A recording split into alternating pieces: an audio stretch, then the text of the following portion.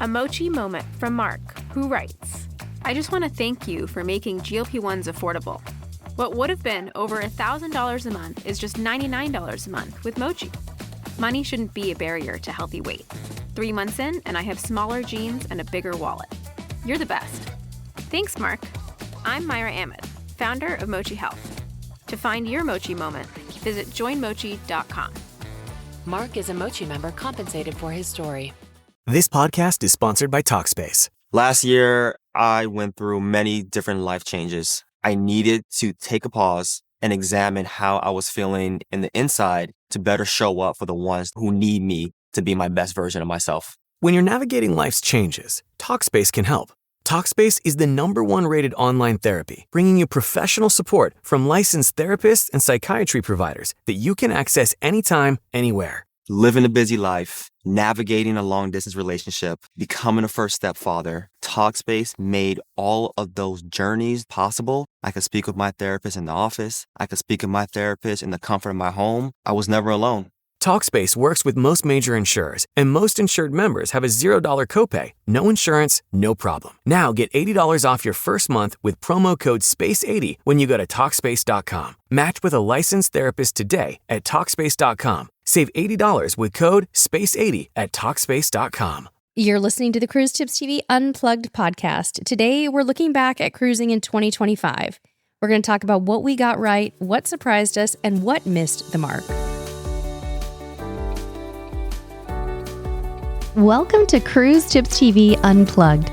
I'm your host, Sherry, and we invite you to join our cruise-loving family as we travel the world creating cruise videos and vlogs.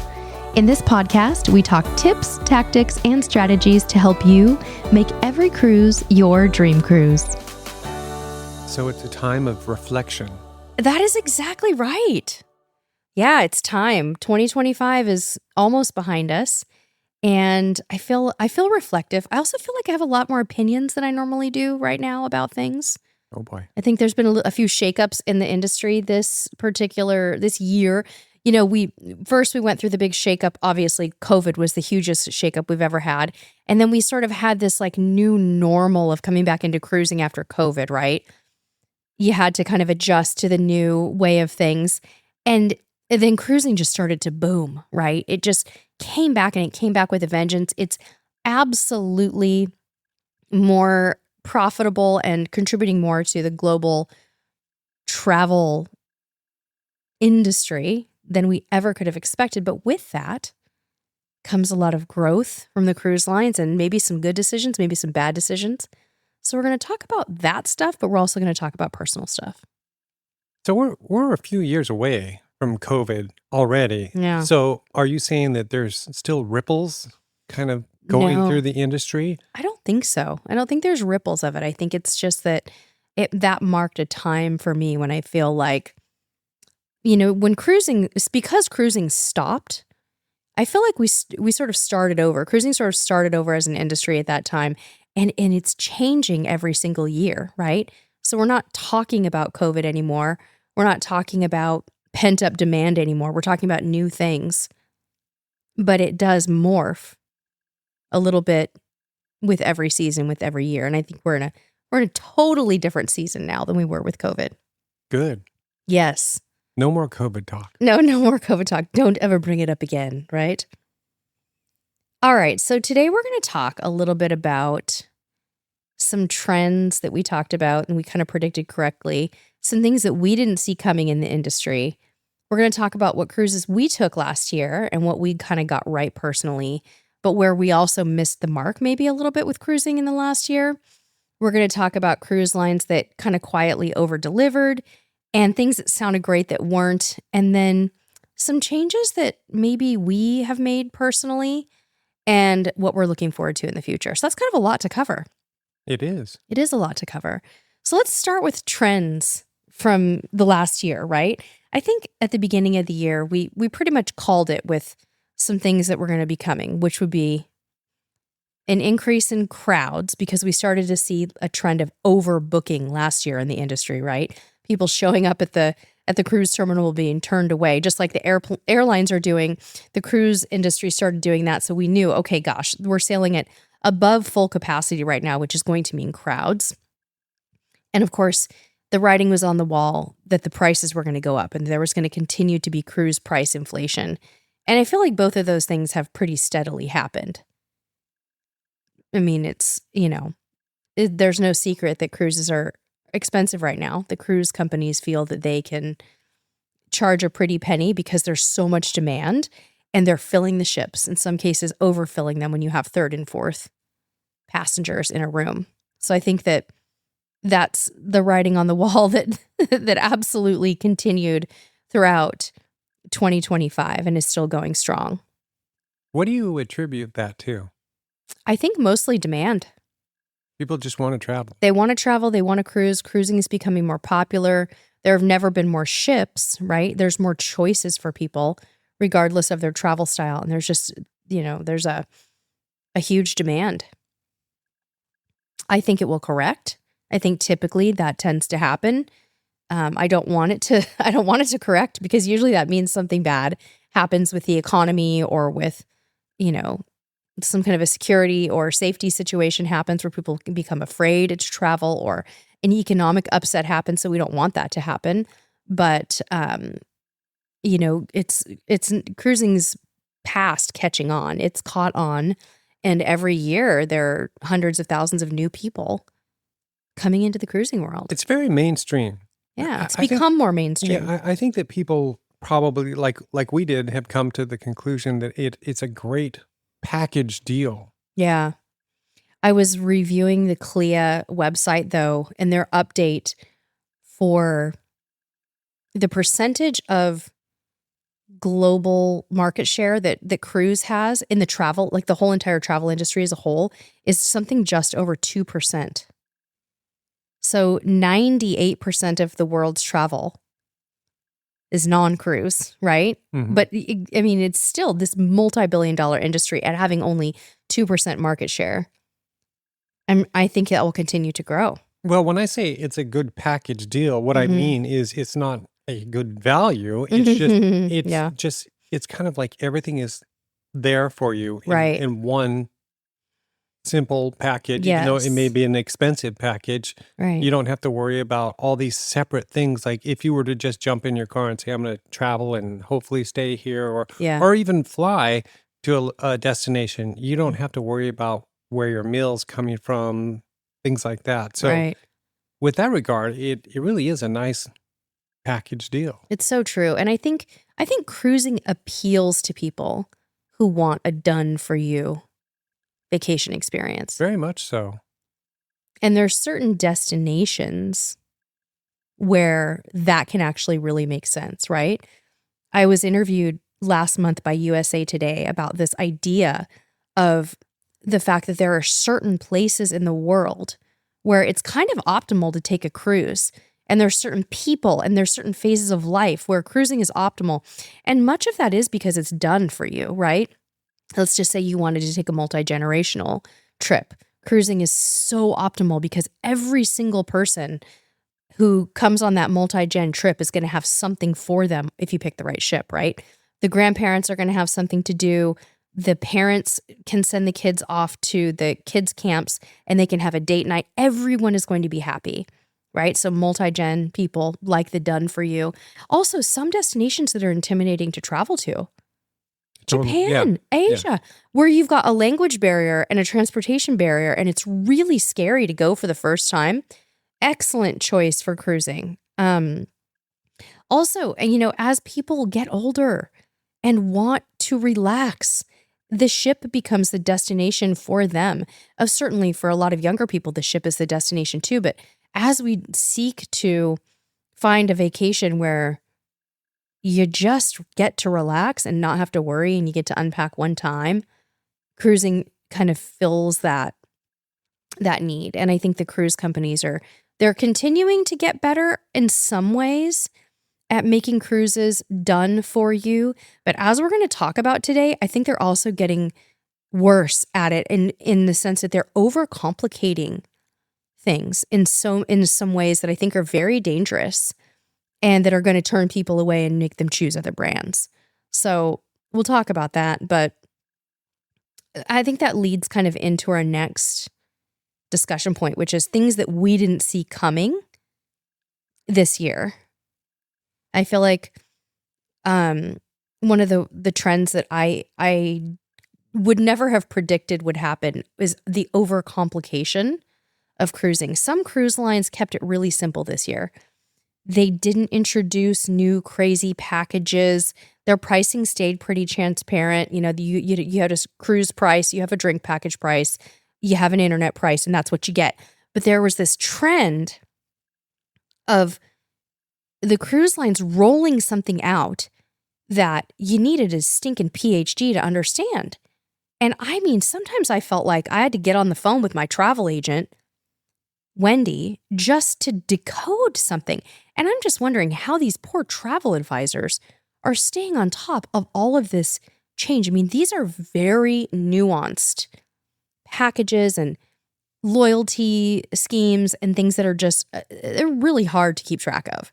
Well, do you have an example, or Yeah. would you rather not? No, I have a couple of examples. The first thing I want to talk about, and this is kind of, it goes beyond just having an overcomplication. The first thing the elephant in the room is Carnival's loyalty shakeup this year, right? If you can't talk about 2025 without looking back and saying Carnival's doing away with the VIFP program and introducing this new loyalty program that's based on points. So you now, instead of getting number of days sailed, basically, or points, essentially, that could be nights or days sailed, but it's pretty simple. They introduced this very complicated point system where you earn points and you earn status on a rolling 2-year basis. So it's not like this, you accumulate it for everything.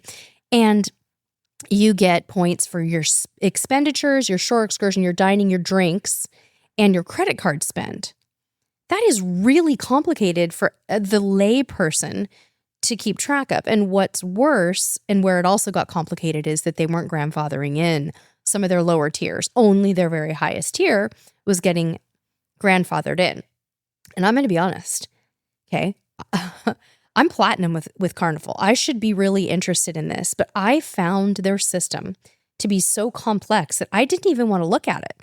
My response, and I think I'm among the top, maybe 25% of people who are interested in learning things about cruising. I don't consider myself an expert, but I'm curious, right? I want to know more all the time. I didn't even want to look at it because it looked so complex. I had to think about dates. I had to think about how much I was going to spend. Would I make it to platinum? Would I be throwing away a whole lifetime of cruising with Carnival? But it was so complicated that I just wanted to push it aside and move on and say, whatever, I guess I just don't care anymore, right? So that's an example of one thing that got a little bit too complicated. And on the other hand, there's a good thing that we didn't see coming from Carnival. And you guys heard me kind of throw this under the bus a little bit in the past, but ultimately I think it's a good thing. Carnival has just in the last few weeks, they rolled out this package thing where you can actually buy a bundle for your drink package and your Wi-Fi and a few other perks. Now, the reason I'm putting this into the good category is because I think that Carnival, in a way, is going to be able to make up for or attract some more love, attention, and maybe even new cruisers with this new package. So I think from a brand perspective, it's a good move for them. I've already expressed my opinion on the package itself. I think it should include gratuities. I don't care about spa discounts. I don't care about shore excursion credits. I would rather them just say we're throwing in the gratuities, because I may go on a cruise and not do an excursion or the spa. So I think that's one thing that we didn't see coming, though, that was good. And there's a lot of good that came out of this year, but I want to switch gears a little bit and talk about some of our personal cruise history, and then we'll talk a little more about the industry in a bit. But let's talk about what we got right personally last year. So just to give you, Mr. Cruise Tips TV, and our audience too, a refresher, I'm sure nobody has a list in their head of the cruises we went on last year. In fact, I had to look at a little list because I hadn't memorized them. But these are the cruises that we did last year. We did 4 cruises with Norwegian. 3 with Princess, and 1 with Carnival. So our first cruise of the year was a really nice Carnival Miracle cruise out of Galveston on a nice, smaller, older ship. Food wasn't that great, but the cruise itself was really fun, and we had a nice time not having to fly. And then we got to go on Norwegian Aqua, or I got to go on Norwegian Aqua, and my son got to join me several times. Actually spent 3 cruises on Norwegian Aqua, 1 with my kid, and that was great. Then we did back-to-back Discovery Princess Alaska cruises in the summer. Then in July, we went on Norwegian Escape, and we did a filming project with Norwegian, which was really interesting, something we'd never done before. Did some work for their some of their plus grade products. And then we took a dream trip as a family back to Japan and did Diamond Princess in Japan again, and Taiwan, of course. Then we did an 11-night Norwegian Spirit cruise immediately after, like the day after, also out of Japan. And then we closed the year with the Norwegian Bliss Latitudes Rewards members cruise out of the Mexican Riviera. So I would say what we got right in the last year, and if you have an opinion, you can tell me. If not, that's okay. I mean, spending a month in Japan, that was a dream come true. And I think we, doing that during summer when Junior was off of school was wonderful. That was something that I'm so glad that we did. He's getting older, and I'm just so thankful that we had that opportunity together as a family to explore Japan much more deeply than we ever had before. And also to try a new cruise line in Japan. I think Diamond Princess still has our heart because those mini suite cabins are so comfy, and you're cruising with a lot more Japanese passengers on Diamond Princess than you are on Norwegian, but it was really fun to try Norwegian Spirit as well, and to do an incredibly port-intensive look at Japan, and also to see the Southern Islands, which we had never done. We got to go to Okinawa, and there were just some incredible ports that we went to. It was so good. It was. So I would say that was something that we got right personally. No doubt. No doubt. How we missed the mark. I really feel when I look back, I don't think that we went on enough different cruise lines in the last year or so. I think cruising with Norwegian Princess Carnival, that's a good variety, but I would, in a normal year, I'd like to see us cruising with more like 5 different cruise lines if we can, to keep our videos and our information that's coming to you all a little bit more diversified.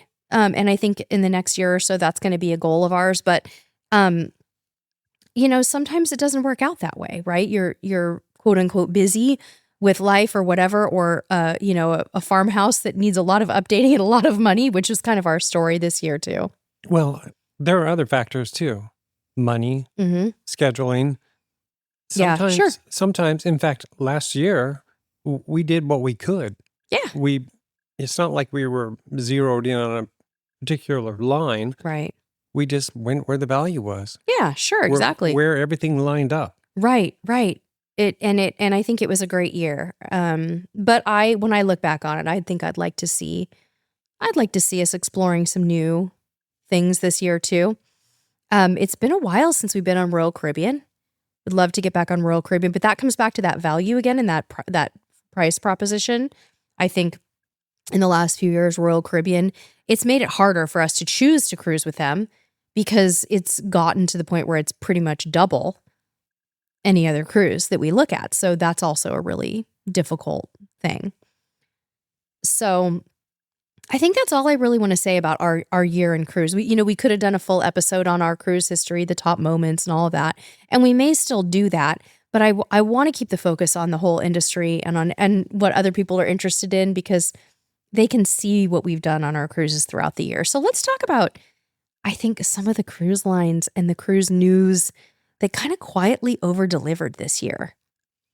So, we were talking about the status debacle with Carnival, but there is a cruise line that went the other way with it, and I think that they killed it in a good way, and that is Virgin Voyages, who put out this status match program that we've never seen before. MSC did something similar, but Virgin has basically said, starting like right now, they're going to be offering elite status or what they call Blue Extras, to anyone who holds top-tier status with over 50 airline, hotel, and cruise loyalty programs. So you could be top tier in Royal Caribbean's Crown and Anchor Society, Norwegian's Latitudes program. You could be a Delta Sky Miles top tier, United Mileage Plus, Hilton Honors, and even our American Airlines program that we're in. Even in a little jab to Carnival, even Carnival's VIFP club members can have their status matched. See, I think this is a really shrewd move. Very shrewd. By Virgin. Because in my opinion, it's a win-win because they're basically saying, hey, all you high rollers out there, come on over. We're going to make it easy. Oh, I didn't think about that. Yeah. That's such a good point. They're like saying, hey, you have money. Come cruise with us. Well, I did not think about that. Yeah, you think about who they're offering it to. They're offering it to the high rollers in the travel world, right? Beautiful. I did not look at it that way. That is so true.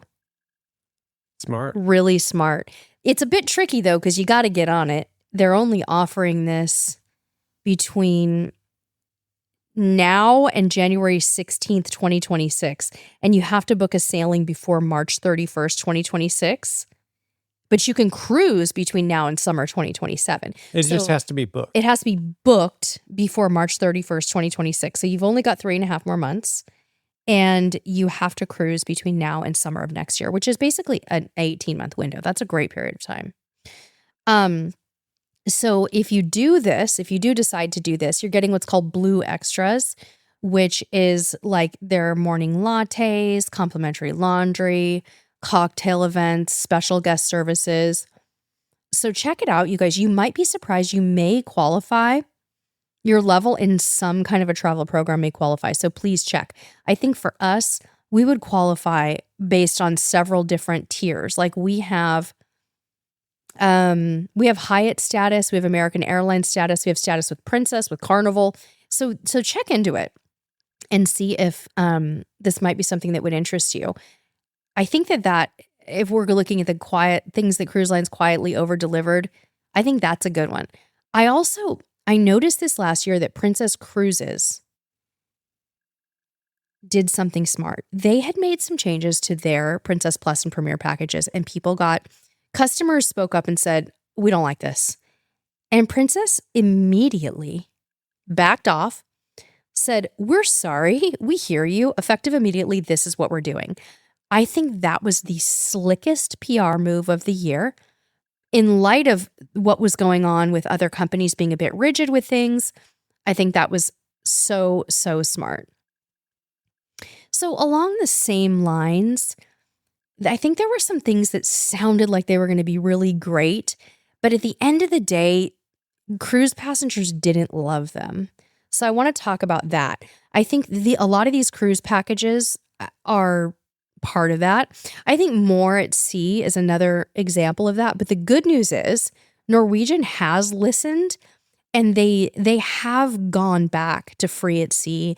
And now they've added something called Free at Sea Plus, where we can get our water, our Starbucks, and our unlimited streaming internet, which is what I think we all need as Norwegian cruisers to feel kind of like their product is the equivalent of other cruise lines.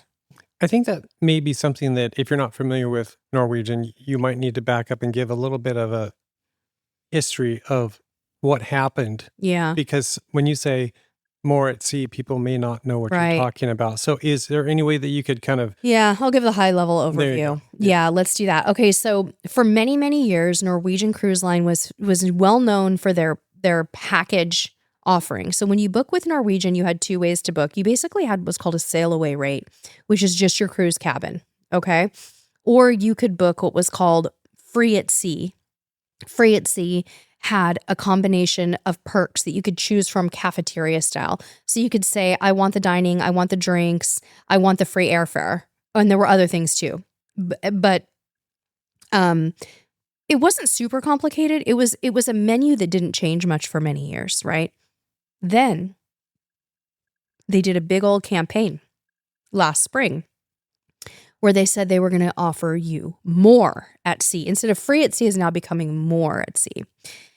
So they rolled it out, and More at Sea actually did have some incredible new offerings. Like, for example, when you would go to specialty dining now, you could get, with your dining package, you could get 3 appetizers and 3 desserts and an entree. That's a lot of food. That's really generous, and not many cruise companies do that. There were a few other things too, but the package, where things kind of eroded a little bit, was that the guests felt that some things had been taken away that they liked, like the Starbucks and the water. And so then you were having to buy an extra Starbucks or water package, and it started getting confusing. And this complication theme that you're hearing today it's coming through again here, but they're back on track. It's back to free at sea. I think that there's going to be some, a little bit of, it's going to have to settle. It's going to have to settle a little bit here. But I think travel advisors are very happy about this, that it's back, and that you can now also buy free at Sea Plus, where you're getting back all of the Starbucks, the water, and the internet, and even a drink package on the island. And that gives people choice. And choice is good as long as it's simple enough choice. So you talked about Norwegian rolling something out that wasn't that popular. Right. They immediately backed off. I would say not immediately. Well, they did. Within the same year. Yeah, within the same year. They've listened. Princess did a similar thing. Yes. So do you predict that Carnival is going to change their loyalty program and bring it back? They already made one little pivot to it, and this is actually recent. They said, you're going to have more time now. So they basically said, okay, we recognize that this is a loyalty shakeup, right? So we're going to give you more time before transitioning to the new rewards program so you can cruise through the summer of 2026. I think for most people, they just want the old way back. They just want the VIFP program back. They don't really want this new multi-layered, you need a PhD to understand it program. Well, do you think it's going to happen? Nope. I don't. I think they're going to hold firm? I think they're going to hold firm, and they're going to try it. I think they're going to pilot it. They're going to test it. You have to look at with a company as big as Carnival, who's bringing new to cruise guests into the fold every year, is how much do these loyal guests really mean to them? Or are they more concerned about future cruisers of America? Hey, Ryan Reynolds here for Mint Mobile. One of the perks about having 4 kids that you know about is actually getting a direct line to the big man up north. And this year, he wants you to know the best gift that you can give someone is the gift of Mint Mobile's unlimited wireless for $15 a month. Now, you don't even need to wrap it. Give it a try at mintmobile.com/switch. Upfront payment of $45 for 3-month plan, equivalent to $15 per month required. New customer offer for first 3 months only. Speed slow after 35 gigabytes if network's busy. Taxes and fees extra. See mintmobile.com. Like the new ones coming into the fold, because those people don't give a flying hoot about loyalty when they first start cruising. So will Carnival feel the pain from their higher tier guests or not, is the question. And will those high tier guests really punish them and go elsewhere? Also the question. Well, I think what you also have to factor in is that they're the value line. Yeah. So if they're going to be, I can't think of a better word, but the cheapest, less expensive, the least expensive, I think they may think that is their ace in the hole. Yes. That they're going to attract those people no matter what their loyalty program is. Look, we're good value, so come with us anyway. Yeah. We'll see. Time will tell. Time will tell. It's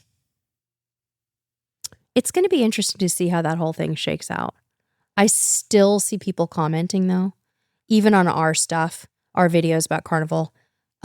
Things like, I'm done, I'm out, I'm going somewhere else. But when it comes down to it, we have to remember that Carnival also has more home port locations for people to drive to a port and jump on a ship. They're America's cruise line because they're the easiest to get on.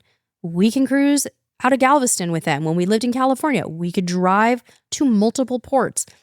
In the United States, because of Carnival's positioning and their large number of ships, most people technically could drive somewhere to a ship It might take them a few days, but they could get there.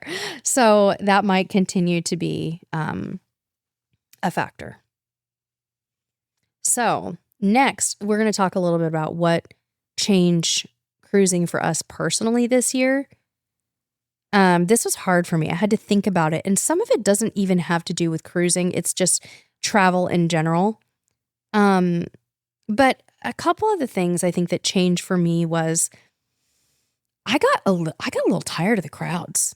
I think just personally, and this might have to do with the fact that I am 52 years old. I am not looking to go on a cruise and have nonstop noise and people around me and like chaos. I'm usually looking to relax. I do want to have fun, but the more crowded and chaotic a cruise ship feels to me, the less rested I'm going to feel. And I'm going to come home and say, wow, that was rejuvenating. And so I think for me, I'm continually thinking to myself now, what do I have to do to avoid this feeling of some of the ships just being like overstimulating, overcrowded, and just jammed with people? And so that's a very personal opinion. I think too, we got pretty specific on our tolerance for certain types of flights. After flying home from Dubai last year, it was pretty exhausting. It kind of shook me up a little bit. I think I'm avoiding connecting flights at all costs right now and looking for ways to, go do long haul stuff and experiences abroad, but it's going to have to be comfortable for now because I can't do another 32-hour day with no sleep. I felt like I was on Fear Factor, in the sleep deprivation challenge or something, and it just was too hard. Yeah, there's a lot to think about. And I think when you think about the crowds factor, Mm-hmm. it's almost, unless you go to very small ships, it's kind of unavoidable. Yeah. And I think that the most important thing there is how are the crowds managed? Oh, yes, exactly. Because you could be on a ship with 6,000 people and not feel it. Yeah. Yeah, I think that it's almost like an energy. Right. And I think that energy is controlled or steered in some factor by the cruise line. Right. You know what I mean? Like even if you think about something small, like how they manage their crowds in the buffet, Mm-hmm. that's kind of like that whole vibe can permeate the entire ship. You know what I mean? Yeah. Like when I think of Royal Caribbean now, I instantly think of crowds and just constant activity, Mm-hmm. not necessarily, noise and stuff, but there's always something going on. Mm-hmm. And I think you kind of have to be in that frame of mind Yeah. to want to sail on that type of a cruise. Yeah. I think you're absolutely right. But it is so true. It's more about crowd management. And ship design comes into play there too, though, when you think of like pool decks. That's kind of what I was trying to say. Yeah. Like Royal Caribbean, their pools are typically smaller. Right. But they have a lot of people. And so you get this big crowded Mm-hmm. vibe going on in the pool area. Yeah. The pool decks are huge, Right. but the pools are very small. Right. You think of, if you contrast that with a line like Princess, Mm-hmm. they have big pools. It's weird. And they're kind of spread out too. They're bigger, they're spread out, and there's less people. It's really strange, but it's a subtle shift though. Yeah. That makes you feel more relaxed. But it depends on what you're looking for. Some people want to go sit. Yeah, absolutely. Sit on the side of the pool with hundreds of people around them. It's fun. It's a Vegas vibe. Yeah. I get that. That's not me. An old Vegas vibe. Yeah. I don't think Vegas is like that anymore. If you go to a place that's like that, it is. You could go to a pool party or something, or like a resort that's meant for that club vibe. Yeah. Right? So I think the other thing too, you guys have seen in our content and our videos about packing that I have gravitated away a little bit more from carry-on packing as an exclusive method of packing. Obviously, you are still carry-on only, almost exclusively. But for me personally, I just sometimes enjoy taking more stuff. It's very simple. It's not that I have anything against carry-on only. There's definitely a time and a place for it. But believe me, I did not go carry-on only for a month in Japan, right? Like we took a big old suitcase, and I got to tell you, I think we kind of liked it. We felt like we had we had some extra stuff, right? You had a nice extra blazer, which you could have done it in a carry-on. You didn't really need my suitcase, but man, there are some places where you also might want to go souvenir shopping. And we embraced souvenir shopping in Japan in 2025 like we have never done. A year ago, I would have told you guys I don't buy more than a 3-ounce bottle of vanilla in Mexico and a Christmas ornament on occasion. We went ham on the shopping and came back with we had to buy a suitcase in the Norwegian Cruise Line gift shop on Norwegian Spirit because our 30-inch suitcase was also full. Like, you guys. So I think that we've softened a little on carry-on only. See, you and Junior, though, you're bad. Oh, we're bad. You feed each other. I know. We're shoppers. Yeah, he likes to shop. Yes. And you like to shop. Yes. And you guys, what word am I looking for? It's not like codependent. It's something. We enable each other. We're shopping and enablers. Dual enablers. Yes. Because you'll be looking at something and you say, well, we don't really have room. And then the other one will say, well, we can make room. Uh-huh. Well, let's buy it then. All the time. But I love that I have a boy who's a shopper. I never would have thought so, but as he grows into a young man, he's very interested in fashion. And that kid, he gets up in the morning and he puts on an outfit every day. Like on Christmas Day, he's wearing like a lumberjack flannel and some nice pants. He's got style. some style. He's got style. So I love shopping with him. I will never have a daughter. So I'm not trying to make him my daughter, but it is kind of cool that I have somebody to shop with. That is one of my fondest memories of my mom growing up. And if you think about the fact that it's really cool that we get to weave that into what we do here at Cruise Tips TV with our Amazon Live work and all of the different packing content that we put forth, those are all total passion projects, you guys. These are all things fueled by my love for cruise planning, packing, shopping for a cruise, and sharing that with the world. So it matters. It matters. So let's talk about what we're looking forward to. Now, there's nothing you wanted to talk about what changed for you last year, was there? Is there anything I didn't really let you talk there, or do you want me to just move on? No, I think we think as one. Okay. Oh.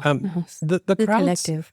I would have said the same thing about the crowds. Yeah. I hate to even bring it up though, because it's part of cruising. Mm-hmm. When you cruise, you have crowds. I think too, it's interesting that managing expectations for crowds has to be part of everyone's cruise strategy in this next year, because it's just the way it is right now. See, and you play a part in that as well. You pick the line. I mean, you do your research and you know the vibe. You know how it's going to play out. Mm-hmm. But also, one of the strategies that I've kind of come up with, and it really kind of grew last year, is doing things on your own. I mean, we used to be all about the group excursions and stuff, but now I just like exploring on our own, and that's another way to manage that crowd stress. Right. You know, you get away on your own. Yes, especially when you're dealing with a port-intensive cruise, like if you're going to Europe, for example, or you're going to Japan or Asia or somewhere where you kind of have choices as to how you do things. Now, I still think that you're a believer in the adventures for certain places. Like you're definitely going to want to go ziplining in Alaska, wave runners in Alaska. Like there's a time where you can't do something on your own, but there's also the type of itinerary where we really learned how to DIY it. Yeah, that's exactly what I'm talking about. Right. I want to avoid that herd feeling. The what? Herd. Oh. Like you're being herded. Get in line. Yeah. Get on the bus. Get off the bus. Right. Look at this. Look at that. Time to get back on the bus. Yes. Very rushed. Yeah. Well, sometimes. Sometimes it is. It can feel rushed, even though it can be like a 6-hour, tour or something like that. If you have an early morning starting time, it just sets the tone too for that day. It's like, okay, we got to rush to go wait to get on a bus, like you said, and then the rest of the day is spent working on someone else's schedule. That's a good one, though. Thank you for that. So what are we looking forward to in this next year? There's so many things for the industry and just for us personally that I want to talk about. First of all, I'm going, you guys, I'm going to be making a cruise announcement soon, but spoiler, I'm going to go to Celebration Key very soon. Carnival's new destination. Did you guys know that in the first 5 months after opening, I read this on Cruise Radio's website, they have had 1 million guests already at Celebration Key. So I'm very excited. I get to report back to you all on that very soon. I'll let you know how I like it, how it differs from other private destinations. I'm also really stoked that that Princess is putting their brand new ship, Star Princess, in Alaska. And I'm hoping to cover that for you guys and give you the skinny on just how well that ship does in Alaska and maybe pick up some new adventures up there this year. Also, don't forget, you guys, Virgin Voyages is coming to Alaska this year. So their 7-night, they call them their mermaiden voyages. Their maiden voyages, mermaiden, get it? They're going to be going out of Seattle starting in May. And they're going to be doing Ketchikan, Sitka, Tracy Armfjord, Prince Rupert, BC, and then back to Seattle. So if you ever want to try Virgin, but maybe you don't want to do necessarily the Caribbean vibe with them or Europe, maybe Alaska might be the time for you to do an adults only 18 and up experience, because Virgin's a lot of fun. Also, just personally, I think I'm super excited to try new cruise lines and destinations. I do think there are some new destinations on the wish list and the horizon for us in 2026. And, you know, we're just starting to look at our plans for this year. Nothing is really solidified, but I have a feeling that it's going to be an exciting year. I can't wait. Just in the industry too, you guys, in the next 2 years, a couple things I'm really interested in. Carnival is building that $26 million cruise port in Ensenada, and that should be operational in about 2 years. And then in 2027, you guys, Royal Caribbean is sending Icon of the Seas to Galveston. So hopefully we'll get to experience that out of our little Lone Star state here. This is kind of off topic, but why do you think they chose Ensenada? To develop it? Yeah. Because A, there's space to do it. B, there's very little else. Yeah. C, it's in Mexico and they can. Yeah. Right? Like that's kind of what I was thinking. You can. It's a value proposition. It's a value proposition, and it's kind of a wasteland. It's like, you know what? If you don't go to the blowhole, La Bufadora, or go get wasted downtown, or maybe go wine tasting if you've like learned what to do in Ensenada, you're going and walking around this funky little area, and it has got potential. Yeah, maybe. $26 million, but guess what? Well, anything has potential for $26 million. What I was going to say, though, is, look, you can always point to the money. They're going to make some money on this somehow. They're probably going to have shops. They're probably going to have restaurants. They're probably going to have dolphin swims that you can pay for. It's going to be the typical port development, and the money is going to come back to Carnival. And by doing that, they're keeping the money, but they're also keeping people corralled. Yeah. You know? Yeah. Sort of safe. Well, it's a good idea. I mean, yeah. But this is previously not a port you'd want to get out and walk around. You just wouldn't. No, in my opinion, no. There are people who do. They go eat street food and stuff. Yeah, you can find stuff to do. Yeah. But there's not a lot of draw there. How long's it been since we've been to Ensenada? It's been a few years. So maybe there's more. I don't know. But I remember we got off and walked around a couple of times and they're like, let's just not get off anymore. So podcasts to come, friends, because this is a time of reflection. I want to do a few more of these looking forward, looking back types of things. Let's, in the future here, let's talk about what new ships are coming in 2026 and which ones we'd actually book on a future podcast show. And then let's also, I think it'd be really fun to talk about cruise advice that we gave in 2025 and if we'd still stand by it, right? I think some of that we talked about today, but we're going to think about that topic, and we're probably going to ask you guys what cruise advice you think is maybe kind of dated and see about that. And also what we'd tell a first-time cruiser differently now than maybe we would have a year ago, right? So be on the lookout, friends, for some Facebook posts, maybe asking you some questions about 2025 and 2026. And also, this is a fun time to catch us on Amazon Live. Go to amazon.com/live/CruiseTipsTV. I will be going on a cruise in January, and I'll be doing some very unusual live streams from the ship on Amazon, little mini live streams, outfit of the day, what's in my car for a road trip, little fun moments that I'd like you guys to share with me. So please go follow me on Amazon now. Hit the follow button there so that when I do get on that cruise, you get notified. I would love to ask you that favor, if you all would do that for me as a little end of 2025 gift. And lastly, we just want to thank everyone so very much for your support, your comments on our YouTube channel, your thumbs ups, your ideas. We appreciate you all so much. And until next time, we'll see you on the high seas. Thanks for listening to Cruise Tips TV Unplugged. If you like our show and want to know more, check us out at CruiseTipsTV.com. You can also find us on YouTube, Facebook, and Instagram by searching Cruise Tips TV. We'd love if you'd leave us a review wherever you're listening to this podcast, subscribe to the show, and tune in next week. Until next time, we'll see you on the high seas.